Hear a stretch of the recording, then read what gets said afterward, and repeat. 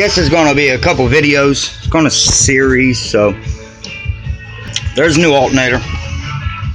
It's in, like I showed in the last video. It comes right in this hole. Pulley up, slides right in. Alright, now what you're going to need, the bolt on the new alternator is going to be on the same on the old alternator, which is a 13mm. And what I did was set the alternator down in that hole right there and come in between this gap and tighten the bolt with a 13mm, and that's about a 24-inch extension. Alright, so next I worried about the single wires for the compressor, got it out of the way, because this new alternator does not come with a wire bracket built on the casing of the alternator. So that's a little pain in the ass too, but that's alright. So what I did, I dropped the alternator in, and what I had to do was come in from the bottom and stick my hand in that little hole right there.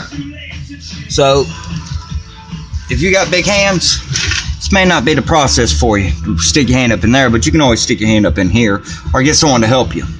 But I set that first bolt, there it is, that first bolt, and then I come up here and I set second bolt, and that is going to be a 14mm. And with this project here, this is my wife's personal car. This isn't somebody's car I'm working on. I'm using thread sealant on about every bolt because I don't want to have to come back and worry about it not being tight. But it is what it is. You do it if you want to. But I will tell you that that pulley that sits in front of that alternator, which is there's my lunch, it had thread sealant on it on the back. You can see a little bit of residue maybe on the edges, and if I can find the piece I threw off of it, there you go. But they packed it in there.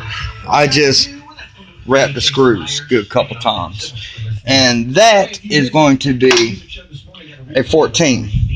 And I'm using ratchet wrenches on the bottom. I'm probably going to use a socket and a swivel head and extension. And then this project, then the alternator will be on. And then I have to put on the dust pans on the bottom, put on the oil cap back, and put serpentine belt back on. And then I'll start another video on putting the fan in and closing the rest of it back up, and let you know what size bolts you need for that. But it took me 2.5 hours to do it, and that was just trying to find the easiest way. So I'm guessing